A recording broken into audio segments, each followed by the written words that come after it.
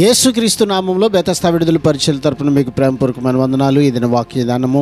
యెహోవా ధర్మశాస్త్రం అనుసరించి నిర్దేశంగా నడుచుకుని వారు ధన్యులు. కీర్తనల గ్రంథం 119వ అధ్యాయం 1వ వచనం. ఈ మహనీయమైన కీర్తన దేవుని వాక్కును పొగుడుతూ రాసినది. దాదాపు ప్రతి వచనములోనూ రచయిత దేవుడు తెలియజేసిన సత్యాలను సూచించే పదం ఏదో ఒకటి ఉపయోగించాడు. ఉపదేశం, వాక్కు, చట్టాలు, ఆజ్ఞలు మొదలైన పదాలు హీబ్రూ అక్షరమాలలోని 22 అక్షరాలతో ఈ కీర్తన 22 భాగాలుగా విభజించబడింది. ఒక్కొక్క భాగంలోని ప్రతి వచనం ఆ భాగాన్ని సూచిస్తున్న అక్షరంతోనే ఆరంభం అయ్యేది. ఈ విధంగా ఈ కీర్తన విశ్వాసులకు దేవుని వాక్కు విషయం, స్తుతి, ప్రేమ, ఉపయోగం గురించిన విషయాలు తెలియజేస్తున్నాయి.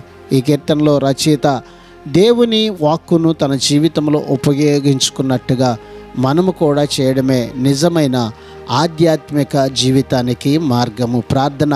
మహాపరిశుద్ధుడా, మహోన్నతుడా, జీవాధిపతి, మా మంచి యేసయ్య, నీ మహాకృపను బట్టి ప్రేమించి మరొక నూతన దినాన్ని మాకు ఇచ్చినందుకు నీకు వందనాలు, స్తోత్రాలు చెల్లిస్తూ నీ వాక్కును అనుసరించి నిర్దోషులముగా నీ సన్నిధిలో బ్రతికే కృప ఇదిగో ప్రభువా ఈ దినాన నీ ప్రజలమైనటువంటి మాకందరికీ దయచేయమని యేసు ప్రశస్త నామమును బట్టి ప్రార్థించి అడిగి వేడుకుంటున్నాము తండ్రి. ఆమెన్.